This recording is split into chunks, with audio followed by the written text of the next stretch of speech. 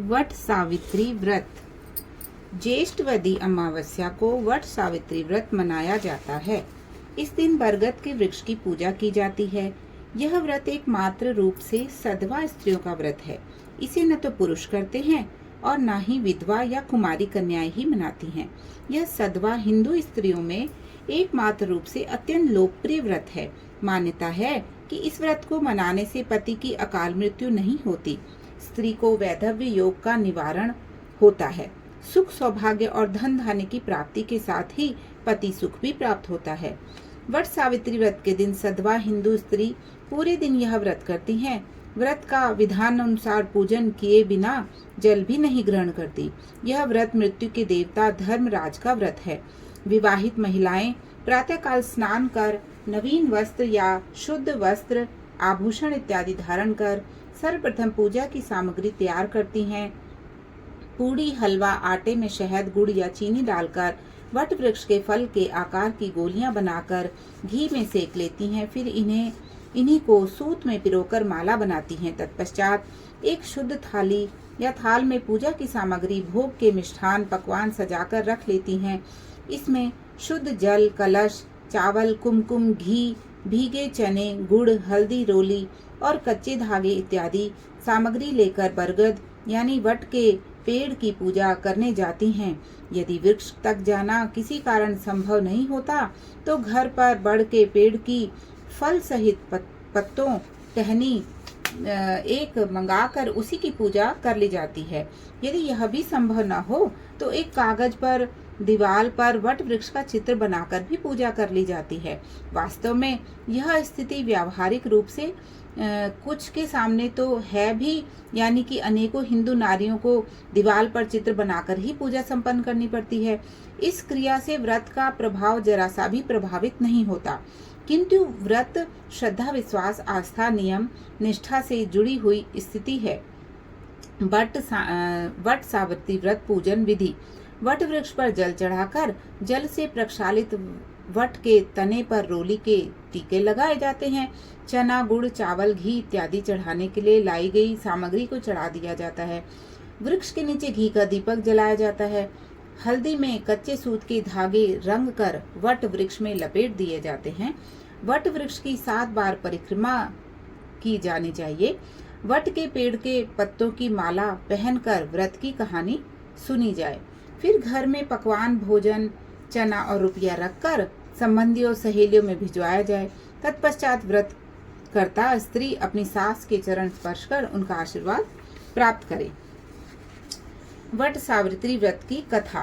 प्राचीन काल की बात है कि दीर्घ काल तक संतान न होने के कारण दुखी हुए एक राजा अपने राज्य के सब विद्वान, ज्योतिषों, ब्राह्मण, पुरोहित को आमंत्रित कर एकत्रित किया। सबका यथायोग्य सत्कार कर कहा, हे भविष्यदर्शी विद्वान विप्रों, आप सब गणना कर यह बताने की कृपा करें कि मेरे भाग्य में कोई संतान है या नहीं।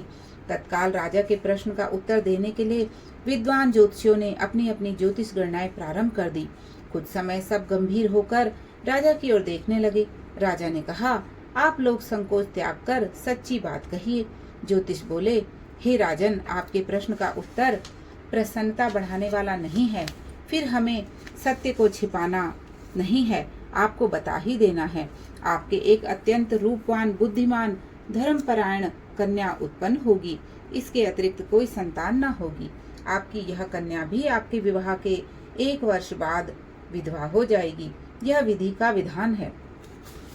ज्योतिषियों की भविष्यवाणी सुनकर राजा बहुत दुखी हुए। वे कन्या और अपने राज्य की भविष्य की चिंता में बहुत दुखी हो गए। कालांतर में राजा की एक कन्या उत्पन्न हुई। वह समयानुसार बचपन व्यतीत कर युवा हुई और विवाह योग्य आयु की हो गई।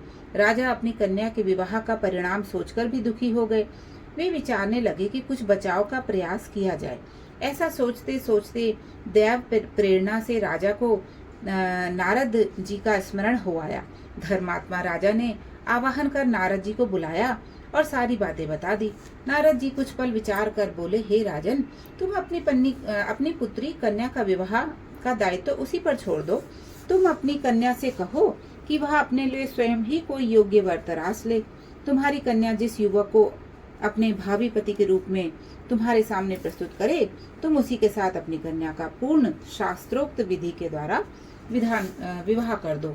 राजा ने अपनी कन्या सावित्री को बुलाया और नारद जी की बातें बताकर पूछा, अब हे पुत्री सावित्री, तुम कहो तुम्हारा क्या विचार है। सावित्री बोली, हे पिता, मैं नारद जी के आदेश का प्रसन्नता पूर्वक पालन करूंगी। राजा को कुछ सांत्वना प्राप्त हुई। अब राजपुत्री सावित्री ने सखी सहेलियों, दास दासियों और अनुचरों सहित भावी पति के योग्य व्यक्ति को ढूंढने में भ्रमण करना प्रारंभ कर दिया। अनेकों नगर वन प्रांत पार कर सावित्री एक छोटे से रमणीक जंगल में पहुंची। वहां पहुंचकर सावित्री ने अपना रथ रुकवाया।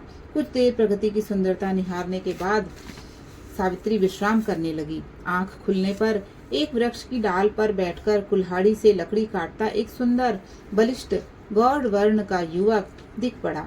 उस युवक को देखकर सावित्री का ध्यान उस युवक के चेहरे के भावों, मुखाकृति और स्वभाव का अध्ययन करती रही।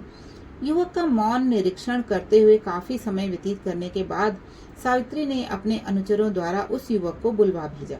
सावित्री द्वारा बुलाए जाने पर सत्यवान उसके पास आ पहुंचा।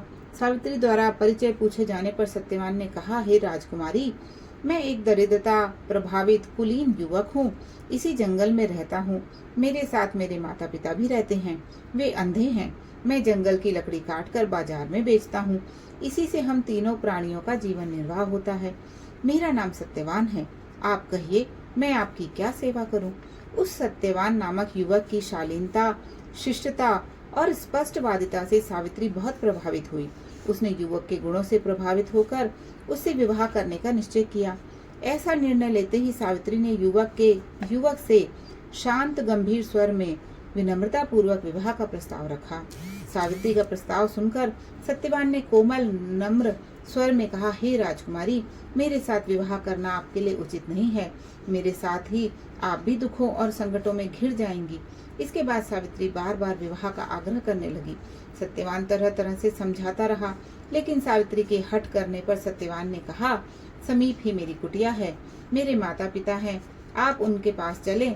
अच्छा हो कि यह बात उनके सामने हो।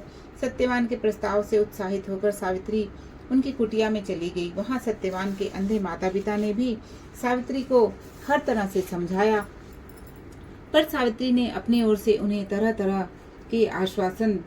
तरह से आश्वस्त कर विवाह की स्वीकृति प्राप्त करने में सफलता प्राप्त कर ली। सत्यवान ने भी विवाह के लिए स्वीकृति दे दी।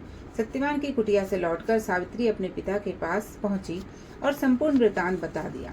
सावित्री अपने पिता से वार्तालाप कर ही रही थी कि उसी समय नारद जी आ पहुंचे। वे बोले, तुमने अपना पति किसे चुना है। इस पर सावित्री ने पुनः सारी बातें नारद जी के सामने दोहरा दी। नारद जी बोले, सत्यवान एक गुणवान, रूपवान, सदाचारी, सज्जन युवक है, परंतु विवाह के 1 वर्ष बाद ही उसकी मृत्यु हो जाएगी। इसलिए हे सावित्री, तुम अपने लिए पुनः किसी अन्य व्यक्ति को चुनो। सत्यवान अल्पायु, कम उम्र में मरने वाला है। नारद जी की बात सुनकर सावित्री बोली, हे नारद जी, दैव भय से मैं धर्म विमुख नहीं हो सकती। हिंदू नारी जीवन में एक बार अपने पति का चुनाव करती है। मैं सत्यवान को अपना पति चुन चुकी हूँ। अब वचन भंग का पातक नहीं करूंगी। नारद जी ने और सावित्री के पिता ने उसे तरह तरह से समझाया, पर सावित्री सत्यवान से ही विवाह करने पर दृढ़ रही। तो नारद जी ने कहा, तुम्हारा कल्याण हो, जीवन सुखी हो। नारद जी आशीर्वाद देकर विदा हो गए। सावित्री की इच्छा अनुसार उसके पिता ने उसका विवाह सत्यवान से कर दिया। सावित्री को ज्ञात था कि 1 वर्ष के बाद उसके पति की मृत्यु हो जाएगी। ऐसे में यदि शंकर जी को प्रसन्न कर लिया जाए तो विधि के विधान पर विजय पाई जा सकती है, क्योंकि शंकर जी के विषय में प्रसिद्ध है, मैटही कठिन कुंक भाल के भावी ही मेट सकही त्रिपुरारी। अर्थात शंकर जी में शक्ति है कि वे विधाता का विधान भी बदल सकते हैं। अतएव सब प्रकार से निश्चय कर सावित्री भक्ति पूर्वक शंकर भगवान की आराधना करने लगी। सत्यवान के लिए सावित्री पूर्ण मनोयोग से शिव जी की आराधना करती रही। जब सत्यवान की आयु के केवल 7 दिन शेष रह गए तो सावित्री और तीव्रता से कठिन व्रत उपवास कर भगवान को प्रसन्न करने में लग गई। अतः सावित्री की भक्ति से प्रसन्न होकर भगवान शंकर उसके सामने प्रकट हुए और बोले, मैं तुम्हारी भक्ति से प्रसन्न हूँ, मुझसे मनवांछित वर मांग लो। सावित्री बोली, भगवान, मेरे पति की आयु के 2 ही दिन शेष हैं, कृपया उनकी जीवन रक्षा की मुक्ति बताएं। भगवान शंकर बोले, कल ज्येष्ठ की अमावस्या के दिन भक्ति पूर्वक वट वृक्ष की पूजा करने से तुम्हारी मनोकामना पूरी होगी। सावित्री ने वट वृक्ष की भक्ति पूर्वक पूजा की और रात्रि जागरण किया। दूसरे दिन प्रातःकाल जब सत्यवान जंगल में लकड़ी काटने जाने लगा तो सावित्री भी उसके साथ चलने की हट करने लगी। किसी प्रकार सास ससुर को राजी कर सावित्री ने पति को मना लिया और उसके साथ जंगल में स्वयं भी गई। लकड़ी काटने के लिए सत्यवान एक वृक्ष पर चढ़ा। एक डाल को काटने के लिए कुल्हाड़ी चलाते ही सत्यवान का सिर दर्द करने लगा। वह वृक्ष के नीचे उतर आया और सावित्री से बोला, मेरे सिर में पीड़ा हो रही है, मैं आराम करना चाहता हूँ। पतिव्रता धर्मपरायणा सावित्री चिंतित होने लगी। सत्यवान कुछ ही देर में मूर्छित होकर अचेत हो गया। तभी सावित्री ने अपने सम्मुख एक दिव्य पुरुष को देखा। उस दिव्य पुरुष को देखकर सावित्री ने पूछा, आप कौन हैं? उसने उत्तर दिया, मैं धर्मराज हूँ। तुम्हारे पति की आयु समाप्त हो चुकी है, मैं उसके प्राण लेने आया हूँ। अपनी बात समाप्त कर धर्मराज ने सावित्री की गोद में अचेत पड़े सत्यवान के प्राण लेकर प्रस्थान किया। सावित्री भी धर्मराज के पीछे पीछे चल पड़ी। धर्मराज ने सावित्री को अपने पीछे आने से बार बार मना किया, पर सावित्री नहीं मानी। वह जब धर्मराज के पीछे चलती हुई बहुत दूर आ गई तो उससे अपना पीछा छुड़ाने का विचार किया। धर्मराज बोले, अपने पति को प्राण दान देने के अतिरिक्त कोई अन्य 3 वर मांग लो और लौट जाओ। इस पर सावित्री ने कहा, हे धर्मराज, मेरे अंधे सास ससुर फिर से नेत्रवान हो जाएं। धर्मराज ने एवमस्तु कहा। सावित्री ने अपने सास ससुर का खोया राज्य लौटाने की प्रार्थना की। धर्मराज ने इसे भी स्वीकार किया। तो अंत में सावित्री ने तीसरा वर मांगा कि वह पुत्रवती हो जावे। धर्मराज ने तीसरा वर भी स्वीकार कर लिया। वरदान देखकर धर्मराज शीघ्रता से आगे बढ़े। कुछ दूर जाने के बाद धर्मराज ने पीछे मुड़कर देखा तो पाया कि सावित्री अभी भी पीछे पीछे आ रही है। इस पर क्रोधित होकर धर्मराज बोले, मैंने तुम्हारे 3 वर स्वीकार कर लिए, फिर भी तुम मेरे पीछे आ रही हो। सावित्री बोली, भगवान, आपने मुझे पुत्रवती होने का वर दिया है, फिर भी आप मेरे पति के प्राण लेकर जा रहे हैं। पति के बिना मैं कैसे पुत्रवती बनूंगी? सावित्री का तर्क सुनकर और अपने वरदान देने की गलती का अनुभव कर धर्मराज बौखला गए। पुनः संयत होकर बोले, सावित्री, बड़ी चतुरता से तूने मुझे धर्म संकट में डाला है। जाओ, वरदान असत्य नहीं होगा, अपने पति के पास जाओ, तुम्हारे पहुंचते ही सत्यवान जीवित हो उठेगा। सावित्री अपने पति के पास लौटकर आई तो वह जीवित हो उठा। दोनों प्रसन्न होकर घर आए। कुछ ही समय में धर्मराज के दोनों वरदान भी पूरे हो गए। सावित्री के सास ससुर को दिखाई देने लगा, उनका राज्य भी वापस मिल गया।